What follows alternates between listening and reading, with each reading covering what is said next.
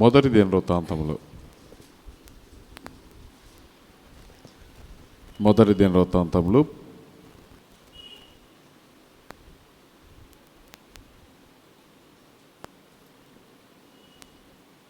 10వ అధ్యాయము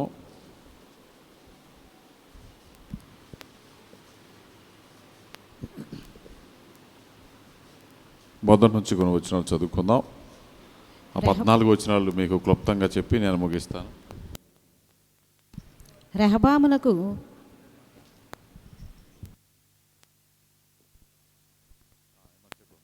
చదువు. ఫిలిస్తీయులు ఇశ్రాయేలులతో యుద్ధము చేయగా ఇశ్రాయేలీయులు ఫిలిస్తీయుల ఎదుట నిలవలేక పారిపోయి హతులై గిల్బోవా పర్వతమందు పడిరి. ఫిలిస్తీయులు సౌలును అతని కుమారులను తరిమి సౌలు కుమారులైన యోనాతానును అబీనాదాబును మల్కీషువాను హతము చేసిరి. యుద్ధములో సౌలు ఓడిపోవచుండెను. అతడు అంబులు వేయి వారి కంటబడి వారి చేత బహు గాయముల నొందెను. అప్పుడు సౌలు ఈ సున్నతి లేని జనులు వచ్చి నాకు మానభంగము చేయకుండా నీవు నీ కత్తి దూసి నన్ను పొడిచివేయమని తన ఆయుధములను మోయువానితో అనగా వాడు బహుగా భయపడి అలాగు చేయుటకు ఒప్పలేదు కనుక సౌలు తన కత్తి మీద పడెను. చూడండి, సౌలు యొక్క జీవిత విధానంలో ఎందుకు ఇలాంటి పరిస్థితి వచ్చిందని మనం గమనించినట్లయితే 13వ వచనంలో చెప్తున్నాడు ఆ మాట. కిందకి రండమ్మ ఒకసారి. ఈ ప్రకారము యెహోవా ఆజ్ఞను గైకొనగా ఆయన దృష్టి ఎదుట ద్రోహము చేసినందుకును యెహోవా యొద్ద విచారణ చేయక కర్ణపిశాచముల యొద్ద విచారణ చేయు దానిని వెదకినందుకును సౌలు ఏమయ్యాడట? హతమాయను. ఎందుకు సౌలు చనిపోవలసిన పరిస్థితి వచ్చిందంటే ఈ ప్రకారము యెహోవా ఆజ్ఞను గైకొనక ఆయన దృష్టి ఎదుట ద్రోహము చేసినందుకును యెహోవా యొద్ద విచారణ చేయక కర్ణ పిశాచముల యొద్ద విచారణ చేయు దానిని వెదకినందుకును సౌలు హతమాయెను. ఏమయ్యాడట? సౌలు కుటుంబం ఎందుకు అలా అయినది? సౌలు ఎందుకు అలా అయ్యాడు? సౌలు కుటుంబంలో తన కుమారులు ఎందుకు చనిపోయారు అంటే దేవుని ఆజ్ఞను గైకొనక. ఏంటట? ఎందుకు జరిగింది? ఈ ప్రకారం ఎందుకు జరిగింది? లేదా అతని జీవితం ఎందుకు అలా అయ్యింది అంటే దానికి ఒక కారణం చెప్తూ ఉన్నాడు. ఏంటట కారణము? యెహోవా ఆజ్ఞను గైకొనక ఆయన దృష్టి ఎదుట ద్రోహము చేసినందుకును యెహోవా యొద్ద విచారణ చేయక కర్ణపిశాచముల యొద్ద విచారణ చేయు దానిని వెదకినందుకును అంటే సౌలు ఫిలిస్తీయులతో యుద్ధము చేయడానికి వాళ్ళు వచ్చి సిద్ధపడినప్పుడు ఆ సౌలుకి ఏమేసిందంటే భయం వేసింది. ఏమేసింది? భయపడ్డాడు. భయపడి అతను ఏం చేశాడంటే దేవుని యొద్ద విచారణ చేయడానికి మనుషులను పంపించినప్పుడు అతనికి సమాధానము దొరకలేదు. ఏమి రాలేదట? సమాధానము దొరకలేదు. దేవుని యొద్ద నుండి జవాబు రాలేదు. ప్రవక్త యొద్ద నుండి జవాబు రాలేదు.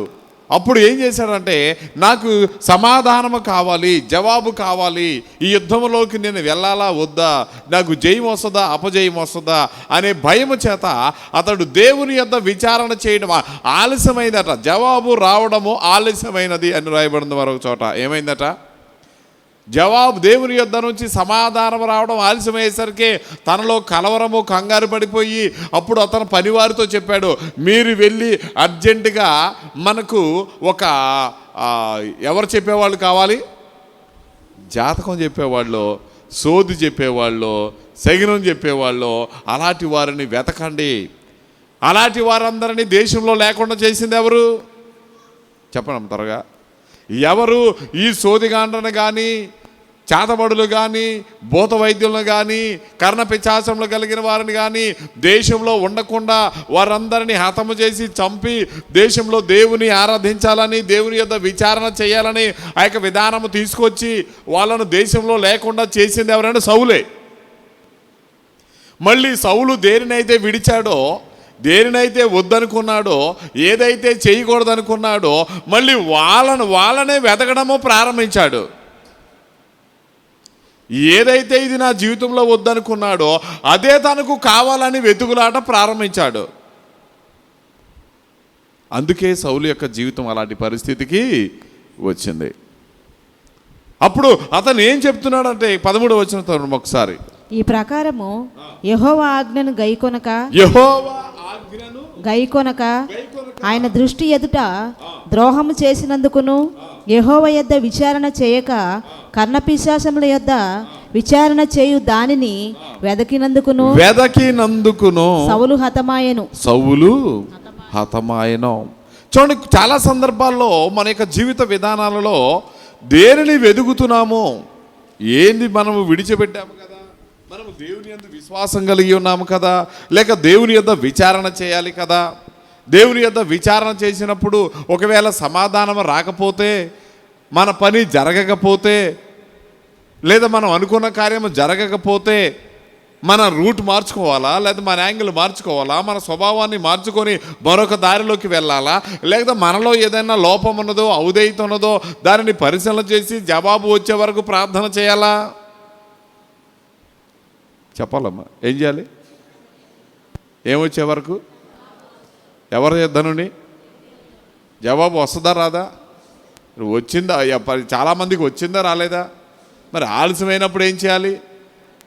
ఏమని చేయాలి?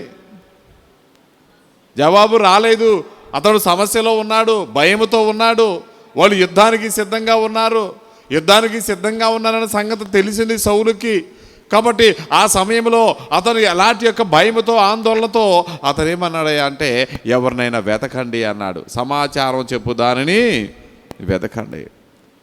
కర్ణపిశాచముల యొక్క దగ్గర విచారణ చేయడానికి సిద్ధపడ్డాడట. అప్పుడు దేవుని యొద్ద విచారణ చేయక, ఎవరి యొద్ద విచారణ చేయక చేశాడు, దేవుని యొద్ద విచారణ చేయించాడు, కానీ ఏమి రాలేదు, జవాబు రాలేదు. వచ్చుద్ది కానీ ఆలస్యమైంది. ఏమైంది? ఆలస్యమైంది. చాలా సందర్భాల్లో మానవుని యొక్క జీవిత విధానాల్లో మనకి ఏదైనా దేవుని యొద్ద నుంచి రావాలి అనుకున్నప్పుడు ఎలా రావాలి?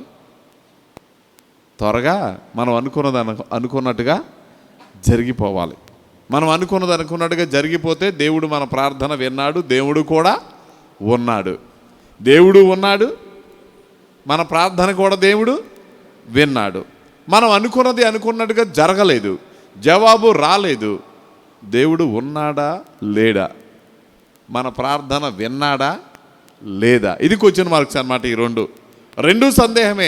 అసలు దేవుడు మన ప్రార్థన విన్నాడంటావా లేదా? మరి ఇంకా ఆల్టర్నేటివ్ మనం ఏం చేస్తే బాగుంటుంది? అప్పుడు ఎవరో తగులుతారు మనకు, ఎవరో సలహా ఇస్తారు మనకు, లేదా ఏదో సమాధానం చెప్తారు, ఏదో ఒక సూచన, ఒక సలహా ఇస్తారు.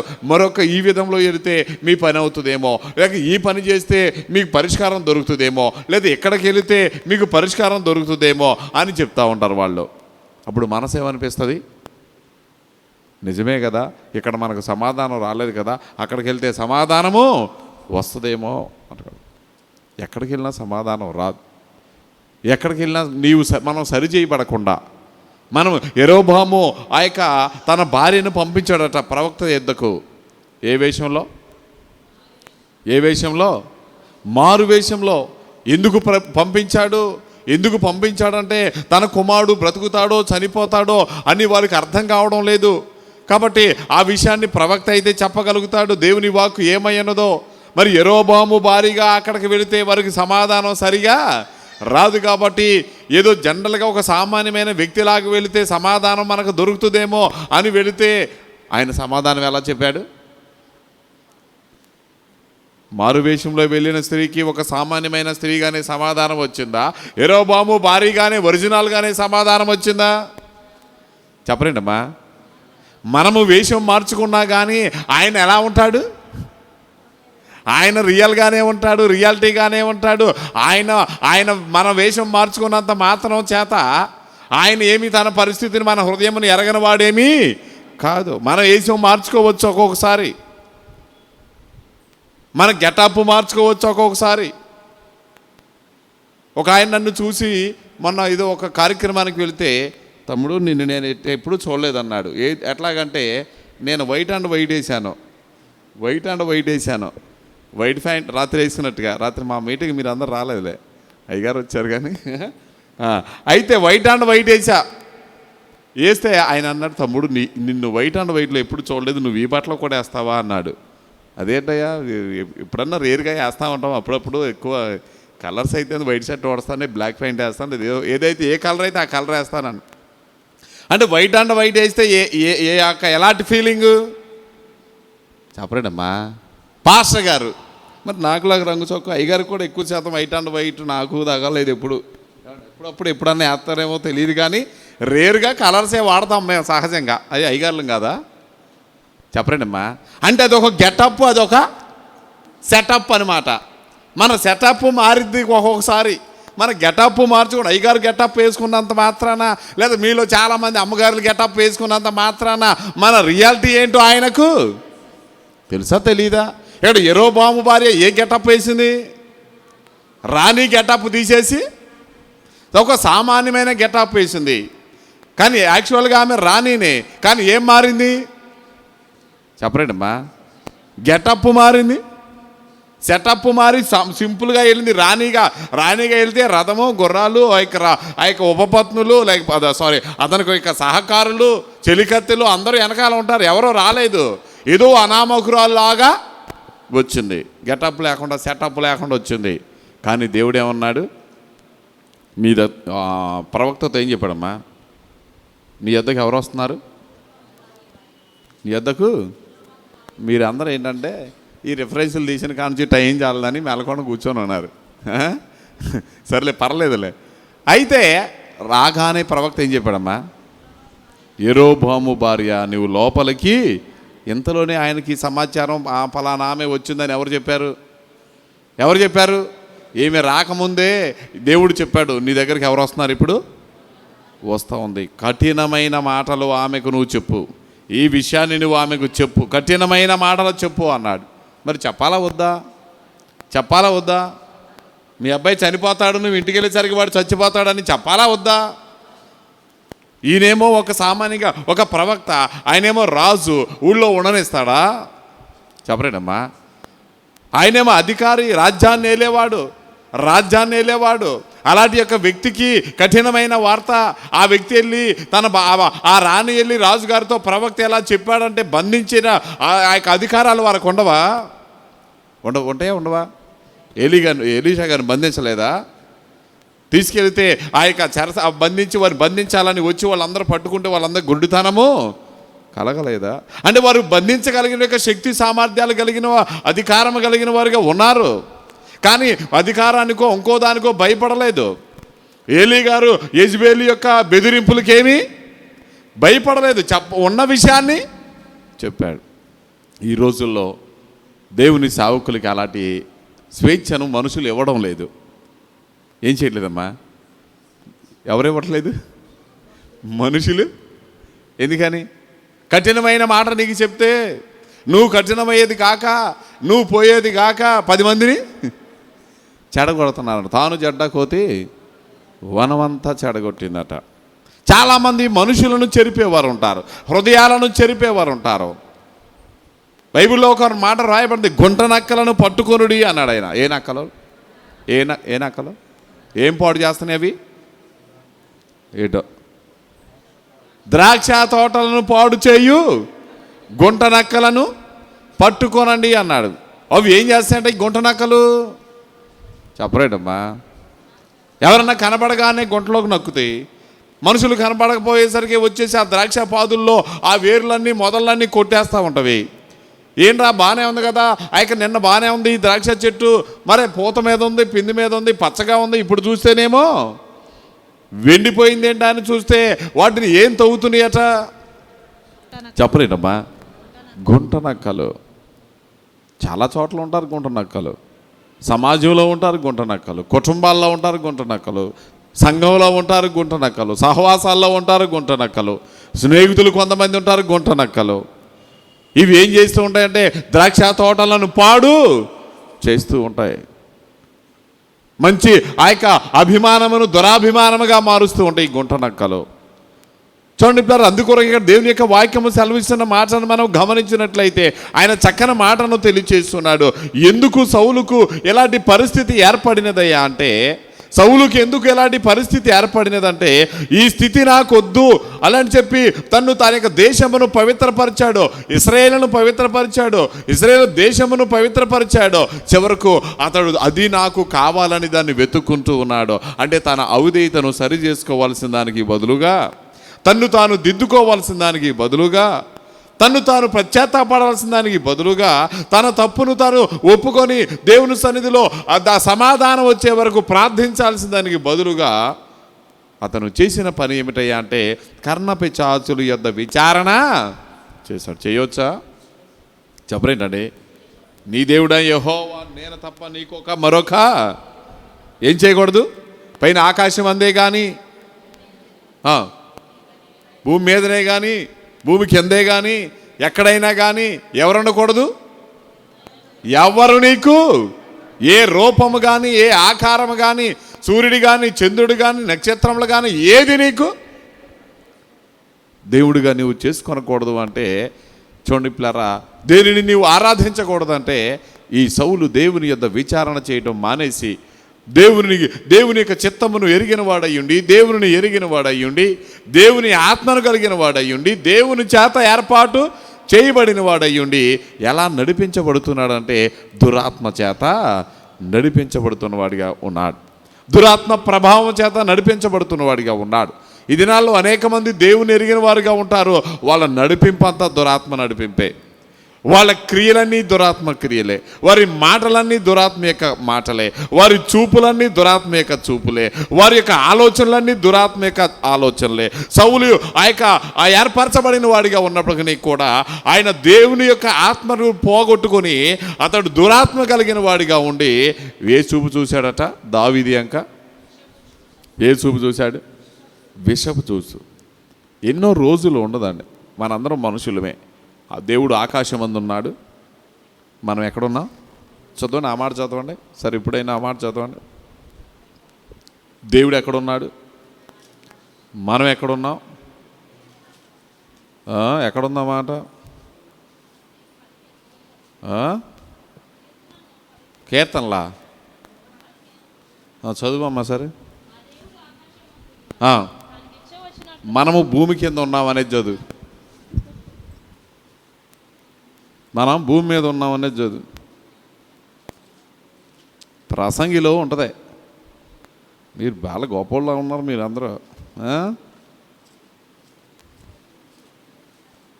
టైం లేదనే కానీ లేకపోతే ఎతికించోండి మీ చేత. ఇప్పుడు 5వ అధ్యాయం చదువమ్మా. 5వ అధ్యాయం మొదటి నుంచి చదువు. ప్రసంగి. నీవు నీ దేవుని మందిరమునకు పోవునప్పుడు నీ ప్రవర్తన జాగ్రత్తగా చూసుకొనుము. బుద్ధిహీనులు అర్పించినట్లుగా బలి అర్పించుట కంటే సమీపించి ఆలకించుట శ్రేష్టము. వారు తెలియకయే దుర్మార్గపు పనులు చేయుదురు. నీవు దేవుని సన్నిధిని అనాలోచనగా పలుకుటకు నీ హృదయమును త్వరపడనీయక నీ నోటిని కాచుకొనుము. దేవుడు ఆకాశమందున్నాడు, నీవు భూమి మీద ఉన్నావు. కావున నీ మాటలు కొద్దిగా ఉండవలెను. ఎలా ఉండాలి? 2 మాటల్లో తేల్చేశాడు ఆయన. ఈ 2 వచనాల్లో 2 మాటలతో ఆయన పైన ఉన్నాడు, నువ్వు కింద ఉన్నావు, జాగ్రత్త, తొక్కేస్తాడు. ఆయన పైన ఉన్నాడు, మనం కింద ఉన్నాం, జాగ్రత్తగా మాట్లాడు. ఆయన పైన ఉన్నాడు, మనం కింద ఉన్నాము. కాబట్టి ఆయనకు తెలియనిదంటూ ఏమీ లేదు. నువ్వు కొంచెం నీ మాటలు తగ్గించుకుంటే చాలా మంచిది. నీ దుర్మార్గపు మాటలో, దుర్మార్గపు ఆలోచనలో, ఈ దుర్మార్గపు క్రియలో నువ్వు తగ్గించుకుంటే చాలా మంచిది. చూడండి పిల్లరా, చాలామందికి తెలియదు, మా అబ్బాయి మారట్లేదు, మా ఆయన మారట్లేదు, మా అబ్బాయి మారట్లేదు, మా ఆయన మారట్లేదు అని ప్రార్థన చేయమంటారు చాలామంది. నేను ఒక వ్యక్తిని ఇదే సందర్భాన్ని అడిగాను. ఈ సందర్భం గురించి మాట్లాడాను నేను మా విశ్వాసులతో. అలా మారు మనసు పొందాలి, మారట్లేదు అని అంటుంది. సరే, నేను ఒక రోజున ఏమిటంటే ఆమెను కూర్చోబెట్టి కొన్ని మాటలు అడిగాను నేను. ఎందుకు మారట్లేదంట? నాకేం తెలుసు అయ్య గారు అంద. ఏంటంటే ఆడు ఎందుకు మారట్లేదంటే, నాకేం తెలుసు అయ్య గారు, ప్రార్థన చేయండి అంద. మేము ప్రార్థన చేసేసాక తర్వాత, కానీ నీవు ఎప్పుడైనా మీ ఇంటిలో మీ పిల్లలు ఉన్నప్పుడు, ఎదిగిన పిల్లలు, ఎలాంటి పిల్లలు, మీ ఆయన ఉన్నప్పుడు, ఒక సందర్భం కాదు, అనేక సందర్భాల్లో పిల్లల ముందు కానీ మీ ఆయన ముందు కానీ ప్రార్థనకు వచ్చే వాళ్ళ మీద, దేవుని సేవకుల మీద, తోటి విశ్వాసుల మీద చెడుగా ఎప్పుడైనా మాట్లాడావా అన్న. మాట్లాడకుండా ఎట్లా ఉన్నా గుర్తు మాట్లాడతారు కదా, సమాధానం చెప్పట్లా. మాట్లాడకుండా ఎట్లా ఉంటుంది? నేను మాట్లాడలేదండి అని అనాలిగా. ఏం లేదు, సైలెంట్ అయిపోయింది. ఇక సైలెంట్గా నేను మాట్లాడతలేదు అని నీకేమైనా గుర్తున్నాయా అన్న. ఏ సమాధానం చెప్పట్లా. తెలుసుగా మనకి. అవునే? చూడండి ఇప్పుడు ఏమీ మాట్లాడట్లేదు. అవి మానేస్తే వాళ్ళు మారతారన్నా నేను. అవి మానేస్తే అంటే దీని భావం ఏమిటయ్యా అంటే, నువ్వు రక్షించబడ్డావు, నీ కుటుంబీకులు రక్షించబడలేదు, నీ కుమారులు రక్షించబడలేదు, నీ భర్త రక్షించబడలేదు. వాళ్ళు రక్షించబడాలంటే ఏం చేయాలి అంటే, అయ్యగారు ప్రార్థన చేయడం కాదు, నీ మాటలు కొద్దిగా ఉండాలి. ఏంటండి నా మాటలు కొద్దిగా ఉండటం ఏంటండి అంటే, నీవెప్పుడైతే నీవు సంఘంలో రక్షించబడిన వ్యక్తుల గురించి చెడుగా మాట్లాడతావో, వ్యతిరేకంగా మాట్లాడతావో, సేవకుల విషయంలోనో, సేవకుల పిల్లల విషయంలోనో, లేకపోతే తోటి విశ్వాసుల పిల్లల విషయంలోనో, తోటి రక్షించబడిన ఆ యొక్క తోటి విశ్వాసుల విషయంలో చెడుగా మాట్లాడినప్పుడు, ఆ ప్రార్థనకి వెళ్ళేళ్ళందరూ ఇంతే, ఇంక మనం మారేది ఏంటిలే అనుకుంటాడు మనసులో. నీకు చెప్పడు. నువ్వు ఇక్కడ అన్నీ అక్కడ పోసుకొచ్చినట్టు చెప్తావు, ఇక్కడ ఎవరేది అనుకున్నారో చెప్తావు, విమర్శిస్తూ ఉంటావు. ఏ సందర్భమైనా ఆ యొక్క చిన్నగా కంటిలో నలుసంత విషయాన్ని దూలమంత సంగతి చెప్తావు నువ్వు దాన్ని. అలాంటప్పుడు వాళ్ళ హృదయము ఎలా రిసీవ్ వారు మారు మనసు లేని వాళ్ళు, వాక్యం ఎరగని వాళ్ళు, భక్తిని ఎరగని వాళ్ళు, విలువలు ఎరగని వాళ్ళు దేవుని యొక్క నీవు రక్షించబడాలి అంటే ఆ విషయాన్ని ఎలా రిసీవ్ చేసుకుంటారు? తర్వాత చెడుగా చెప్పింది నువ్వే కదా, మళ్ళీ మారమంటే వాడు ఎందుకు మారతాడు? వ్యతిరేకంగా మాట్లాడింది నువ్వే కదా. ఒక రక్షించబడిన వ్యక్తి గురించి వ్యతిరేకంగా మాట్లాడిన వ్యక్తివి నీవే, లేక దేవుని బిడ్డల గురించి వ్యతిరేకంగా మాట్లాడిన వ్యక్తివి నీవే, లేదా దేవుని వారి పిల్లల గురించి వ్యతిరేకంగా మాట్లాడింది నీవే. మళ్ళీ నీ పిల్లలు మారలేదంటే వాళ్ళే మారలేదు, మనమే మారతాం అని మా స్వభావం వాడికి రాదా? చెప్పలేండమ్మా. ఏదైనా సందర్భం వచ్చినప్పుడు మీ ప్రార్థన వాళ్ళందరూ ఇంతేనని చెప్పి ఆడు అనడా? మీ ఆయన అనడా? అనడా? ఎందుకు అన్నాడు ఆ మాట? అతనికి ఏం తెలుసు? ఎవరు చెప్తే తెలిసింది, ఎవరు విమర్శిస్తే తెలిసింది, ఎవరు వ్యతిరేకంగా మాట్లాడితే తెలిసింది. మహాభక్తురాలు నువ్వు చెప్తేనే ఈ ఘనకార్యం అంతా. అందుకే వాళ్ళు మారంది. భక్తురాలు వేసుకున్నా నీవు చేసే పనులు బట్టే కదా, నీ మాటలు కొద్దిగా లేనందువల్లనే కదా వాళ్ళు మారంది. వాళ్ళు నీ మాటలు గమనిస్తూ ఉంటారు కదా, వారు నీ యొక్క విధానాన్ని గమనిస్తూ ఉంటారు కదా.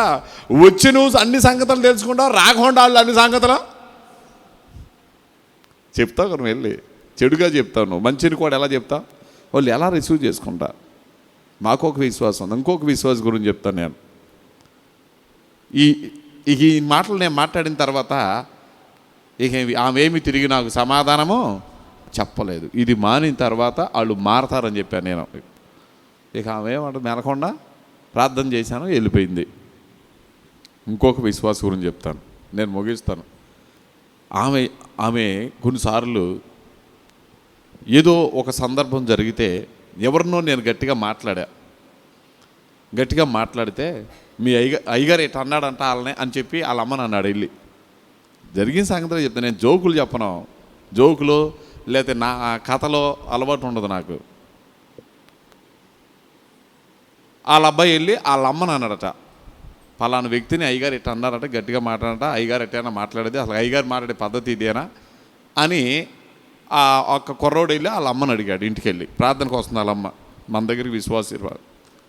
ఇతడు ఏదో అట్లా పండగలకో మీటింగులకో ఇట్లా సందర్భంలో వస్తారు, అఫీషియల్గా వచ్చేసి కాసేపు పరిచయం చేసి భక్తులు మనం ఇందాక చెప్పే కదా అలా యొక్క విశ్వాసాన్ని వ్యక్తపరుచుకొని వెళ్తూ ఉంటారు. అయితే మారుమనసు పొందిన వ్యక్తి వాళ్ళ అమ్మందట, నీకు ఆ విషయం అనవసరం అందట. వాళ్ళ జోలి మనకు అనవసరం. అయ్యగారు ఎందుకు మాట్లాడారో నీకు తెలుసా, వాడేదో నీకు చెప్పాడు, నువ్వేదో అంటున్నావు, అంతవరకే నీకు తెలుసు, కానీ అసలు ఆ విషయం మనకే అనవసరం. ఆ విషయాన్ని పక్కన పెట్టి నువ్వు ప్రార్థనకు రావడం, లేకపోతే నువ్వు దేవుని తెలుసుకోవడం, దీని మీద దృష్టి పెట్టి, కానీ అయ్యగారు వాళ్ళ మీద కోప్పడ్డారు లేదా ఏదో మాట అన్నారు, అది మనకు అనవసరమైన విషయం అని చెప్పిందట. అది మనకు అనవసరమైన విషయం అని చెప్పిందట. ఇక వాడు మాట్లాడడానికి ఏమి ఇవ్వలేదు వాళ్ళ తల్లి, చెప్పాలి, అవకాశం ఇవ్వలేదు. వాడు మనసు పాడవడానికి అవకాశము ఇవ్వలేదు. కొంతమంది తల్లులు అంతేరా, నీవు చెప్పేదే నాకు తెలుసురా, అదంతే, వాళ్ళు ఏనాడు మనకు కుదురుగా మాట్లాడారు, మనల్ని ప్రేమించారు, లేకపోతే ఏదో మాకు తప్పకే వెళ్తున్నాం తప్ప అని అన్నావు అనుకో, వాడికి ఏమవుతుంది చెప్పరేనమ్మా, వాడికి ఏమవుతుంది? ప్రార్థనకు వస్తాడా రేపు పొద్దున్న నువ్వు రమ్మంటే, అయ్యగారు వాక్యం చెప్తున్నారు రాయా కాసేపు ఈనంటే వింటాడా? నువ్వు చెడును విత్తిన విత్తనమే వాడి హృదయంలో ఉంటుంది. ఆ వాడిని తీసుకొచ్చి ఇక్కడ బలవంతంగా కూర్చోబెట్టి మేము వాక్యం చెప్పినా వాడికి నువ్వు చెప్పిన మాటలే గుర్తొస్తాయి, కానీ మేము చెప్పే వాక్యం వాడి బుర్రలోకి. ఇదే జరుగుతుంది సంఘాల్లో, ఇదే జరుగుతూ ఉంటుంది సంఘాలలో. అది మనకు నష్టము, అది నీకే నష్టం, మనకు కాదు. ఎవరు అలా చేసుకుంటే వాళ్ళకే అది నష్టం, వారి బిడ్డలకి అది నష్టము. వారి యొక్క భర్తలు వారికి హృదయాలు కఠినమైపోతాయి, వారి బిడ్డల హృదయాలు కఠినమైపోతాయి. చివరకు పాడయ్యేది టోటల్గా నీ కుటుంబమే. మనం నోరు తెరిచి మాట్లాడుతున్న ప్రతి మాట ఆ యొక్క ఎఫెక్ట్ అది ఎవరి మీద పడుతుంది? మన కుటుంబం మీదే పడుతుంది. ఇక్కడ సౌలు యొక్క జీవితం యొక్క ప్రభావము ఎవరి కుటుంబం మీద పడింది? సౌలు యొక్క ప్రవక్తని యొక్క ప్రభావము ఎవరి కుటుంబం మీద పడింది? సౌలు యొక్క జీవితం యొక్క విధానంలో అతడు తిరుగుబాటులే కానీ, నిర్లక్ష్యమే కానీ, దేవుని మాట వినకపోవడమే కానీ, దేవుని ఆజ్ఞలను గైకొనకపోవడమే కానీ, ఈ యొక్క ప్రభావం అంతా ఎవరి మీద పడింది? తన కుటుంబం మీద పడిందమ్మా. ఎవరి మీద? ప్రజల మీద పడలేదు. ప్రజల కొరకు మరొక నాయకుడిని దేవుడు, దావీదుని నమ్మకమైన వ్యక్తిని దేవుడు ఏర్పాటు చేసుకున్నాడు, కానీ సౌలు కుటుంబము అంతకంతకు నేరసిల్లిపోయి అంతమైపోయినది. శక్తి ఉన్నంత వరకు దావీదును తరుముకుంటూ వచ్చాడు, కానీ శక్తి ఉన్నది, బలం ఉన్నది, అధికారం ఉన్నది, రాజు యొక్క హోదా ఉన్నది కాబట్టి తన యొక్క శక్తి కొలది దావీదును తరుముకుంటూ వచ్చాడు, కానీ ఎంత తరిమినా చివరకు తానే అంతమైపోయాడు. అదే చెప్తున్నాడు ఇక్కడ. ఈ విషయాన్ని జ్ఞాపకం చేసి నేను ముగిస్తా చూడండి. అదే చెప్తున్నాడు చూడండి. త్వరగా ఆ మాట చదవండి. 8వ వచనం చదవం ఒకసారి. హతులైన వారిని దోచుకొనుటకై ఫిలిష్తీయులు మరునాడు వచ్చినప్పుడు వారు సౌలును అతని కుమారులను గిల్బోవా పర్వతమందు సచ్చి పడియుట చూసి అతని కవచమును దోసుకొని అతని తలను అతని ఆయుధములను తీసుకొని పోయి ఫిలిష్తీయుల దేశమందంతటా వాటిని త్రిప్పి జరిగిన దానిని విగ్రహములకును జనులకును చాటించిరి. వారు అతని ఆయుధములను తమ దేవుని గుడిలో పెట్టి అతని తలను దాగోను గుడిలో తగిలించిరి. ఫిలిష్తీయులు సౌలునకు చేసినదంతయు యాబేష్ గిలాదు వారు వినినప్పుడు పరాక్రమశాలులైన వారందరూ లేచిపోయి సౌలు శవమును అతని కుమారుల శవమును తీసుకొని యాబేషునకు వచ్చి వారి ఎముకలను యాబేషు నందలి సింధూర వృక్షము కింద పాతిపెట్టి 7 దినములు ఉపవాసం ఉండిరి.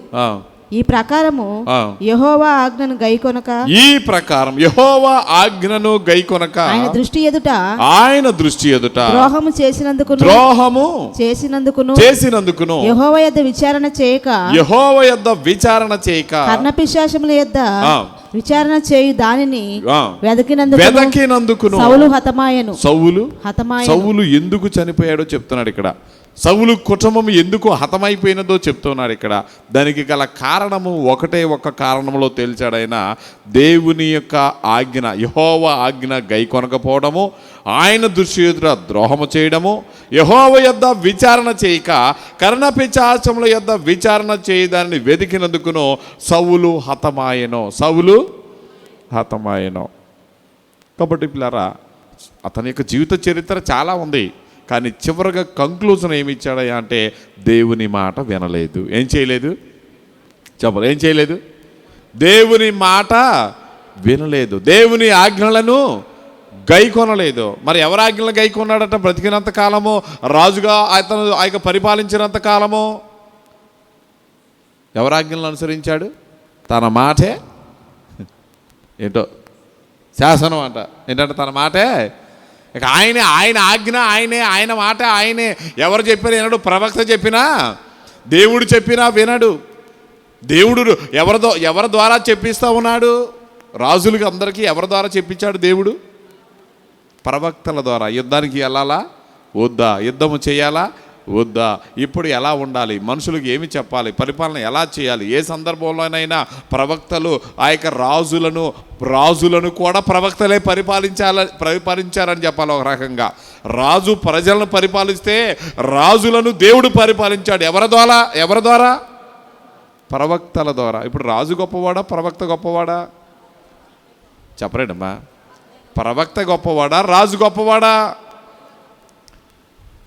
రాజేమో ప్రజలను పరిపాలన చేస్తే రాజునేమో ప్రవక్త పరిపాలన చేసేవాడు. అంటే దేవుని యొద్ద నుంచి సమాచారము తీసుకొని ఇదిగో ఎలా చేయి అని చెప్పి ఆ సమాచారాన్ని రాజుకు తెలియచేసేవాడు. ఆ సిస్టంలో సౌలు దెబ్బతిన్నాడు. ఆ సిస్టమ్ను ఫాలో అవ్వలేదు సౌలు. అవునా? ఆ సిస్టమ్ను ఫాలో అవ్వలేదు ఆ యొక్క సౌలు. అంటే సమూయేలు చెప్పింది చాలాసార్లు ఏం చేయలేదు? ప్రవక్త అయిన సమూయేలు చెప్పిన మాట సౌలు వినలేదు. వినని వాడికి బట్టే గతి ఇది. వినని వాడికి బట్టే దేవుని మాట కానీ ప్రవక్త మాట కానీ. మరి ఇప్పుడు మనకు ప్రవక్త లేదు, సేవకులు వచ్చేసారు. ఇప్పుడు ఎవరు వచ్చారు? ప్రవక్త అయినా అదే, సేవకుడైనా అదే. కాబట్టి ఇప్పుడారా అంటే మీ మాట మేము వినాలా అని అనుకోవచ్చు మీరు. మా మాట వినొద్దు. ఇది ఏం చెప్తుందో మనకు దేవుని మాట అదే వినాలి. ఇది కాకోకుండా ఏదని చెప్తే మీరు వినవసరం. దీంట్లో చెప్తే మాత్రం వినాలి. ఇది కాకుండా మేమేదని చెప్తే మీరు వినాల్సిన అవసరం లేదు. కానీ ఇది చెప్పినప్పుడు వినకపోతే మాత్రం నీకు దారి చెప్పాలి ఏం లేదు, దారి లేదు, క్లోజ్ అయిపోతుంది. అందుకొరకు పిల్లరా అప్పుడు ఆ విషయాన్ని బట్టి అతడు మరొక మాట ఏం చెప్పంటే కర్ణపిశాచముల యొద్ద విచారణ చేయుదానని వెదికినందుకును సౌలు. ఆ సందర్భం వేరే సబ్జెక్ట్, అది వేరే సందర్భం ఉంది. ఎక్కడ ఎలా వెతికాడు అనేది మీకు తెలుసు. కాబట్టి అతడు వెతికినా కానీ ఎవరు దొరకలేదు. తప్పనిసరి పరిస్థితుల్లో ఎతికి ఒక ఆమెను పట్టుకున్నారు. అక్కడ కూడా సౌలు మారువేషంలోనే వెళ్ళాడు. ఇది చెప్పాలంటే ఇంకా ఒక అరగంట పట్టుద్ది. మిమ్మల్ని అందరూ నన్ను తిట్టుకుంటే రాలస్యంగా వచ్చి ఏంటి మాకు ఇదంతా అనుకుంటారు మీరు. అర్థమవుతుందా? కాబట్టి మీకు అర్థం అవడానికి క్లుప్తంగా మీకు తెలిసిన వాక్యం కాబట్టి చెప్తా ఉన్నాను. కాబట్టి సౌలు ఆ యొక్క కర్ణపిశాచములు కలిగిన వ్యక్తి దగ్గరకు కూడా ఎలా వెళ్ళాడు? మారువేషంలోనే వెళ్ళాడు. మారువేషంలో వెళ్ళినా కానీ అక్కడ కర్ణపిశాచులు కూడా మారువేషంలో చెప్పలేదు. అవి కూడా రియాలిటీగానే చెప్పాలి. ఎలా చెప్పినాయండి? నువ్వు సౌలు అని నేను ఏం చెప్పిందమ్మా? దయ్యం ఏం చెప్పింది? నువ్వు యేసు ప్రభువు అని నేను ఎరుగుదును అని చెప్పిందా? ఎవరో ఎక్కడున్నది ఏం చెప్పింది?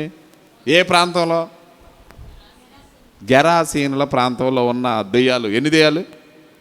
ఇంచుమించు 2000 దెయ్యాలు ఉన్న వ్యక్తి ద్వారా 2000 దెయ్యాలు చెప్పినాడే నీవు నజరేయుడైన యేసు దేవుని కుమారుడు, సర్వోన్నతుడైన దేవుని కుమారుడు అని నాకు తెలుసు అంది. ఇక్కడ ఈ కర్ణపిశాచులు కలిగిన వ్యక్తి ఆ స్త్రీ ఏం చెప్పింది? నువ్వు సౌలు అని నేను ఎరుగుదును అంది. చెప్పిందా చెప్పలేదా? పౌలును చూసి ఏం చెప్పింది దెయ్యము? అపోస్తలుడైన పౌలును చూసి దెయ్యం ఏం చెప్పింది? భూతోను దెయ్యమేనా? ఏం చెప్పింది? వీరు దేవుని సేవకులు, దేవుని కుమారులు, దేవుని రాజ్య సువార్త ప్రకటించు వాళ్ళు అని నేను ఎరుగుదును అని చెప్పినాయి. అంటే దేవుని సేవకుడు ఎవరో, దేవుని యొక్క ప్రవక్త ఎవరో, దేవుని సేవకుని యొక్క ఆ యొక్క విధానం ఏమిటో దెయ్యాలకు తెలుగుతుంది, కానీ ఎవరికి తెలియట్లా? సంవత్సరాలు వాక్యం విని జనానికి తెలియట్లా ఈయన దేవుని సేవకుడు, లేదా ఈమె దేవుని సేవకురాళ్ళు, వీళ్ళు దేవుని సేవకులు, మనం ఇలా మాట్లాడవచ్చా, లేదా ఇక రక్షించబడిన వ్యక్తి మనం ఇలా ప్రవర్తించవచ్చా అని సంవత్సరాలు మారుమోసు పొంది బలలో పాల్గొని భక్తులు అని చెప్పుకునే విశ్వాసులకు తెలియట్లా. వీళ్ళు సేవకులు అనే సంగతి ఎవరికి తెలుస్తుందమ్మా?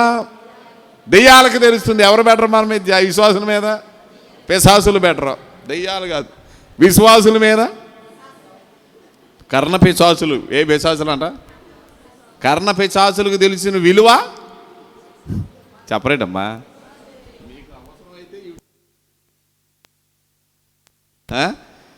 చూడండి పిల్లరా, తెలియాలి మనకు. ఏం చేయాలి? తెలియకపోతే నష్టపోయేది మనమే. విలువ తెలియాలి. మా అయ్యగారు వస్తారు. ఎవరో మా ఐజక్ గారు, మా డైరెక్టర్ గారు, మా ఆత్మీయ తండ్రి గారు ఐజక్ గారు వస్తూ ఉంటారు. ఇక ఎలా ఉండదో మీకే తెలియాలి. మేమెంత అంటే భయము, ఆయన కొడతారా తిడతారని కాదు. ఆయన మా దృష్టిలో ఆయన మాకు ఒక సేవకుడు, లేదా ఒక నాయకుడు, మా దైవజనుడు. దాన్ని మనం ఎలా ఉండాలి అది కూడా తప్పుపట్టే వాళ్ళు ఉంటారు చాలామంది. నీ దగ్గరికి వస్తే కానీ దాని విలువేంటో నీకు, నువ్వు ఒక అయ్యగారు అయ్యి, నువ్వు ఒక అమ్మగారు అయిన తర్వాత నీ విశ్వాసులు ప్రవర్తించే ప్రవర్తన ఎలా ఉంటుందో చూస్తే కానీ అప్పుడు ఓహో నాకు అసలు ఇది విలువట్లేదు అనే విలువ అప్పుడు నీకు అర్థం. ఆ స్థానంలో నువ్వు ఉంటే నీకు తెలుస్తుంది, లేకపోతే నీకేమీ తెలియదు. చూడండి పిల్లరా, అందుకొరకు ఇక్కడ సౌలుకి ఈ విషయాలన్నీ, ఆత్మ సంబంధమైన విషయాలన్నీ ప్రక్కన పెట్టి శరీర సంబంధమైన విషయాలనే ముందు పెట్టుకున్నాడు. కాబట్టి తన జీవితంలో ముందుకు సాగలేదు. తన బిడలు కూడా ముందుకు సాగలేని పరిస్థితిని, ఆ శాపాన్ని తీసుకొని పెట్టిన వాడిగా ఉన్నాడు సౌలే. సౌలును బట్టి తన 3 కుమారులు, ఎంతమంది కుమారులు? చదవమ్మ, ఒక్క వచ్చిన చదవమ్మా, టైం అయిపోయింది నాకు. ఫిలిస్తీయులు సౌలును అతని కుమారులను తరిమి, సౌలు కుమారులైన యోనాతానును, అబీనాదాబును, మల్కీషువను హతము చేసిరి. యుద్ధంలో సౌలు ఓడిపోవచ్చుండెను. అతడు అంబులు మోయివారి, సరే అదంతా మీకు తెలుసు. అతని 3 కుమారులు కూడా చనిపోయారు. సౌలు కూడా ఈ గతిని తీసుకొని పెట్టాడు. కాబట్టి నీవు ఏని వ్యర్థమైన దానిని వెతికి, లోకంలో వ్యర్థమైన దానిని వెతికి, పనికిరాని వాటిని వెతికి, నీ యొక్క పనికిరాని మాటలను వెతికి, నీ కంటిలో దూలమును ఉంచుకొని ఎదుటివారి కంటిలో నలుసులు వెతికి, అనవసరమైన అనేక సందర్భాలను వెతుక్కుంటా కూర్చొని నీవు నీ కుటుంబానికి నష్టమును నాశనము తెచ్చిపెట్టుకునే వ్యక్తిగా ఉండవద్దు. దేవుని వెతుకు. దేవుని యొద్ద సమాధానం రాకపోతే నీ అవిధేయతలను ఒప్పుకో, సరి చేసుకో. నా వివాహానికి ముందు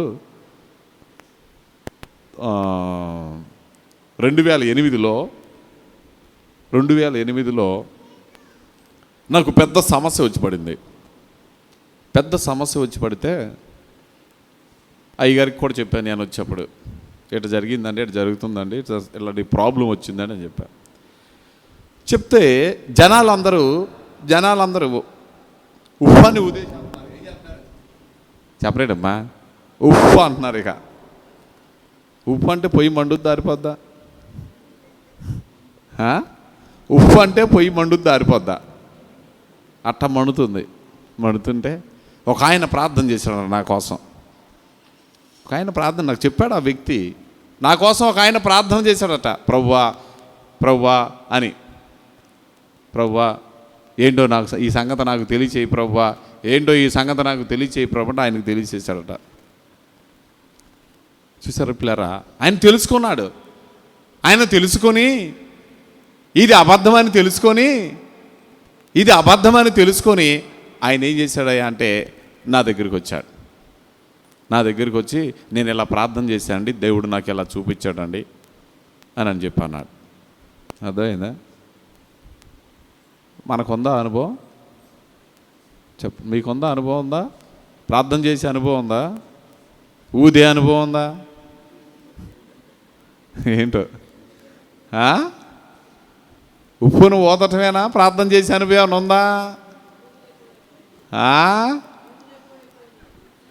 తగలబడేది నీవే. ఎవరు తగలబడ్డారు అక్కడ? సౌలు తగలబడ్డాడు. సౌలు కుటుంబం అంతా తగలబడింది అక్కడ. తగలబడిందా? తగలబడలేదా? కాబట్టి పిల్లరా, దేవుని యొక్క సన్నిధిలో ఉన్న మనము వాక్యానికి విలువనిచ్చి వాక్యానికి భయపడకపోతే బాగుపడేది ఏమీ లేదు. మనం భయపడాల్సింది ఒకటే. సౌలు గురించి చివరిగా తేల్చిన మాట, చాలా సందర్భాల్లో ఉన్న చివరిగా తేల్చిన మాట ఒకటే. ఏంటో తెలుసా? అతడు యెహోవాకు భయపడలేదు, దేవుని ఆజ్ఞలను గైకొనలేదు. అది కాకుండా తాను విడిచిపెట్టినటువంటి కర్ణ పిశాచములను దగ్గర విచారణ, యెహోవా యొద్ద విచారణ చేయకాని ఉంది. అంతకుముందు చాప్టర్లో ఏమని రాబడిందంటే, అతడు విచారణ చేశాడు కానీ అతనికి సమాధానం రావడము ఆలస్యమైంది. సమాధానము రాకపోయినందున అని రాయబడి ఉంది. రాకపోయేసరికి అతడు భయపడి కర్ణపిశాచుల యొద్దకు వెళ్ళెను అని ఉంది. కాబట్టి పిల్లరా, అంతకుముందు చాప్టర్లో వేరే సందర్భంలో మీరు చదువుకోండి సౌలు చరిత్ర. చూడండి పిల్లరా, అలాంటి సందర్భాల్లో మన యొక్క జీవితంలో మనం పరిశీలన చేసుకున్నట్లయితే మనము అలాంటి శాపగ్రస్తులుగా ఉండవద్దు. అలాంటి శాపాన్ని తీసుకొచ్చి మన పిల్లల మీద, మన యొక్క కుటుంబాల మీద పెట్టుకోవద్దు. అందుకొరకే మనం, దేవుడు ఆకాశమందు ఉన్నాడు, మనము భూమి మీద ఉన్నాం. కాబట్టి మన మాటలు ఎలా ఉండాలి? మన ప్రవర్తన ఎలా ఉండాలి? చెప్పరేడమ్మా, ప్రసంగిలు చదువు 5వ అధ్యాయం చదువుకోండి. ఆ 2 వచనాలు చదవండి మీరు ఇంటికి వెళ్ళిన తర్వాత. కొద్దిగా ఉండాలట. ఎందుకంటే ఆయన దేవుడు ఆకాశమందు ఉండి మనల్ని పరిశీలన చేస్తూ ఉంటాడు. మన మాటలను కూడా దేవుడు వింటూ ఉంటాడు. కాబట్టి మనము రక్షించబడడానికి, మన బిడ్డలు రక్షించబడడానికి, చూడండి పిల్లరా, మన కుటుంబాలు రక్షించబడడానికి మనము ఎంత జ్ఞానముగా ఉంటే అంతగా మనము అభివృద్ధి చెందుతాం. ఎంత అజ్ఞానంగా ఉండి నువ్వు ఎంత ఏడ్చినా ప్రయోజనము లేదు. ప్రార్థన చేసుకుందాం. మనందరం కూడా చిన్న ప్రార్థన చేద్దాం. దేవుని సన్నిధిలో ఉన్నాడు ఇక నీవు నేను మనందరం కూడా, ప్రభువా నీ కృప మాకు దయచేయమని ప్రార్థన చేద్దాం. దేవుడు నీతో, నాతో, మనతో మాట్లాడుతూ ఉన్నాడు. అనేక సందర్భాల్లో దేవుడు మనతో స్వయంగా మాట్లాడతాడు, కఠినంగా మాట్లాడతాడు, మన గ్రహింపు చేసినట్టు మాట్లాడతాడు. నీ పరిస్థితి ఎలా ఉందో నాకు తెలియదు, నీ యొక్క పరిస్థితులు ఎలా ఉన్నాయో నాకు తెలియదు, కానీ దేవుడు ఎందుకు మనకు ఈ మాటలను అనుగ్రహిస్తున్నాడో మనకు తెలియదు. కానీ ఇదిగో మన స్థితి ఎలా ఉన్నది, ఇదిగో మనం ఎలా ఉన్నాం. ఒకవేళ సౌలు వలె ఉండి, ఒకవేళ దేవుని చేత ప్రేమించబడిన వారిగా ఉండి, దేవుని చేత ఏర్పాటు చేయబడిన వారిగా ఉండి, దేవుని యొక్క కృపను పొందిన వ్యక్తిగా ఉండి, అయినను దేవుని మాట వినని వ్యక్తిగా నువ్వు ఉంటున్నావేమో. చాలా సందర్భాల్లో దేవునికి లోబడని వ్యక్తిగా ఉంటున్నావేమో. కొన్ని సందర్భాల్లో ఇదిగో ప్రవక్తలను, ఇదిగో మాటలను తిరస్కరించి సమర్థించుకున్నాడు సౌలు. సమూయేలు మాటలను ధిక్కరించి మరలా తాను సమర్థించుకున్నాడు. అతను అంటున్నాడు, నేను దేవుని కొరకే ఇదిగో ఈ బలులను తీసుకొని వచ్చాడు. అమాలేకుల మీదకి వెళ్ళి యుద్ధము చేసి వాటిల్లో నూలు పోగైనా తీసుకురాకుండా హతము చేయమంటే గొర్రెలను, ఎడ్లను తీసుకుని వచ్చి నేను దేవుని కొరకే చేశాను కదా అన్నాడు. కాబట్టి సమర్థింపు చేసుకుంటున్నాడు. ఇదిగో అప్పుడు అంటున్నాడు, మాట వినడం కంటే శ్రేష్టమైనది ఏదీ లేదు. కాబట్టి నువ్వు ఎన్నోసార్లు మనము ఆ యొక్క భక్తి చేస్తున్నాములే, విశ్వాసం కలిగి ఉన్నాములే, ప్రార్థన చేస్తున్నాములే అని నువ్వు సమర్థింపు కలిగిన వ్యక్తిగా ఒకవేళ ఉంటున్నావేమో, సమర్థించుకుంటూ భక్తి చేస్తున్నావేమో, దేవుని మాట వినకుండా, లోబడకుండా, దేవుని ఆజ్ఞలను వినకోకుండా, ఇదిగో ఆయన యొక్క చిత్త ప్రకారం జరిగించకుండా, ఇదిగో నీవు నీ ఇష్టమైన వాటిని వెతుక్కుంటూ వెళుతున్నావేమో, వ్యర్థమైన వాటిని వెతుక్కుంటూ వెళుతున్నావేమో, అనవసరమైన వాటిని వెతుక్కుంటూ వెళుతున్నావేమో. అది నీకు నష్టము ప్రియ సహోదరి సహోదరుడా. ఇదిగో అది నీకు నష్టము, అది నీ బిడ్డలకు నష్టము, అది నీ కుటుంబానికి నష్టము. సౌలు చేసిన దానిని బట్టి ఇదిగో అతడు వ్యర్థమైన దానిని వెతుక్కుంటూ వెళ్ళాడు. దేవుని వెతకవలసిన సౌలు, దేవుని యొద్ద విచారణ చేయవలసిన సౌలు, దేవుని సందులో పశ్చాత్తపడి తను చివరి దినాలలో ఇదిగో ప్రభువా నన్ను క్షమించు అని చెప్పి ప్రార్థన చేయాల్సిన దానికి బదులుగా దేవుని యొక్క మాటలను పూర్తిగా ప్రక్కన పెట్టి, దేవుని యొక్క ఆజ్ఞలను ప్రక్కన పెట్టి, తాను ఏదైతే విడిచాడో మరలా దాని వైపు తిరిగిన వాడిగా ఉంటున్నాడో, దానిని బట్టి అతని కుటుంబానికి ఎలాంటి పరిస్థితిని ఎదుర్కొన్నాడో అతని యొక్క అంతమునకు, అతని యొక్క హతమునకు ఏది కారణమైనదో అక్కడ దేవుని యొక్క వాక్యంలో మనం చూస్తూ ఉన్నాము కదా. ఇదిగో అలాంటివి మన జీవితంలో లేకుండా మనము రక్షించబడినట్లుగా, దేవుని కృపను పొందగలుగునట్లుగా, దేవుని యొక్క ఆత్మతో నువ్వు నడిపించబడితే అది నీకు మేలు. దావీదు దేవుని ఆత్మతో నడిపించబడ్డాడు, అది అతనికి మేలైనది. సౌలు దురాత్మ చేత నడిపించబడ్డాడు, అది అతని పతమునకు కారణమైనది. అతడు అంతమునకు అది ఇదిగో కారణమైనది.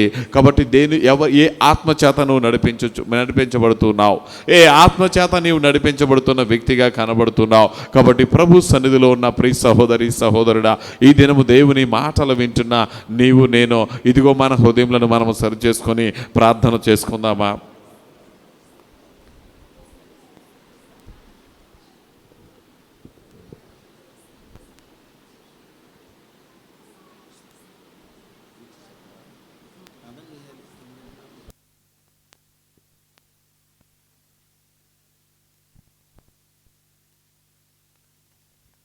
చిన్న ప్రార్థన చేసుకుందాం. ఇంతవరకు కూడా దేవుడు తన దాసుల ద్వారా ఆయన మనతో మాట్లాడి ఉండగా, అవును ప్రభువా, ఈ రాత్రికాల సమయంలో నీ దాసుని ద్వారా సూటిగా స్పష్టంగా మీరు మాతో మాట్లాడిన విధానం బట్టి నీకు వందనాలయ్యా. నా భర్త మారపోవడానికి నేనే కారణమయ్యా, నా బిడ్డలో మార్పు చెందకపోవడానికి నా మాటలే కారణము నాయన. మందిరానికి వస్తూ ఉన్నాను, ప్రార్థన చేస్తూ ఉన్నాను నాయన, దేవుని ఎరిగిన బిడ్డగా కనబడుతూ ఉన్నాను. కానీ అనేక మంది విశ్వాసులను గురించి, సేవకులను గురించి నాయన వ్యర్థమైన మాటలు నా కుటుంబంలో బిడ్డలతో ఇతరులతో మాట్లాడటం బట్టి వారు నాయన ఆటంకపరచబడుతూ ఉన్నారు. అనేకులు నీ సన్నిధిలోనికి రాకుండా ఉండడానికి నా మాటలే కారణంగా ఉంటున్నాయి ప్రభువా, నా మాటలే కారణంగా ఉంటున్నాయి ప్రభువా. నన్ను క్షమించు నాయన. ఈ రాత్రికాల సమయంలో చిన్న ప్రార్థన చేసుకొని ప్రభు దగ్గర క్షమాపణ అడుగుదామా? దేవుని సన్నిధిలో ఒక చిన్న ప్రార్థన చేద్దాం. ప్రభువా, నన్ను క్షమించయ్యా, ఇంతకాలంగా నేను ప్రార్థన చేస్తూ ఉన్నా, నేను ఎరిగిన బిడ్డగా నేను జీవిస్తూ ఉన్నా, ఇంకా నా జీవితంలో మార్పు లేదయ్యా, ఇంకా నా జీవితంలో నాయన అబద్ధాలు మానుకోలేకపోతూ ఉన్నాను, లేని వార్తలను ప్రభువా నేను పుట్టించే వ్యక్తిగా ఉన్నాను, అబద్ధ సాక్ష్యాలు చెబుతూ ఉన్నాను నాయన, లేనిపోని మాటలు ప్రభువా, ఇతరులను పడగొట్టే మాటలు, చెడగొట్టే మాటలు, సంఘానికి మందిరానికి దూరం చేసే మాటలు మాట్లాడుతూ ఉన్నాను ప్రభువా. నన్ను క్షమించు నాయన. దేవుని భయం కలిగి దేవుని బిడ్డలారా, దేవుని సేవకులకు వ్యతిరేకంగా మాట్లాడడం, విశ్వాసులకు వ్యతిరేకంగా మాట్లాడడం, దేవుని సంఘానికి నష్టం కలిగేటట్లుగా మాట్లాడడం ఎంత భయంకరమైన పాపమో. నీకు గ్రహింపకపోతే నీవే శిక్షను అనుభవిస్తావు, జాగ్రత్త. ఈ రాత్రికాల సమయంలో పశ్చాత్తాపడి ప్రభు దగ్గర పాదాలు పట్టుకొని ప్రభు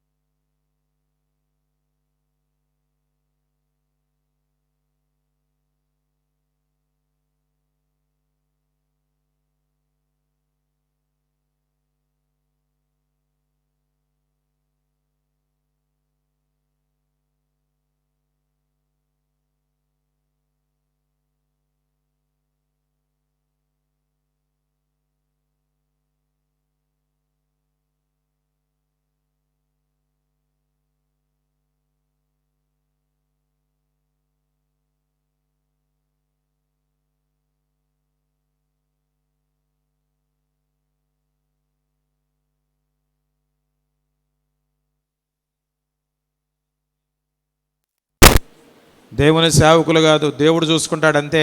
నీ మాటను బట్టే నీకు దేవుడు తీర్పు తీరుస్తాడు. జాగ్రత్త. నీ మాటను బట్టి నీవు నీతిమంతుడవని తీర్పు పొందుతావు, నీ మాటను బట్టి నీవు అపరాధమని తీర్పు పొందుతావు. నీ మాటలు జాగ్రత్తగా మాట్లాడడానికి, నీ మాటలు కొద్దిగా ఉండాలని దేవుని వాక్యంలో వ్రాయబడింది. మన దేవుడు ఆకాశం మందు ఉన్నాడు, మనం భూమి మీద ఉన్నాం. ప్రార్థన చేసుకుందాం, చిన్న ప్రార్థన చేద్దాం.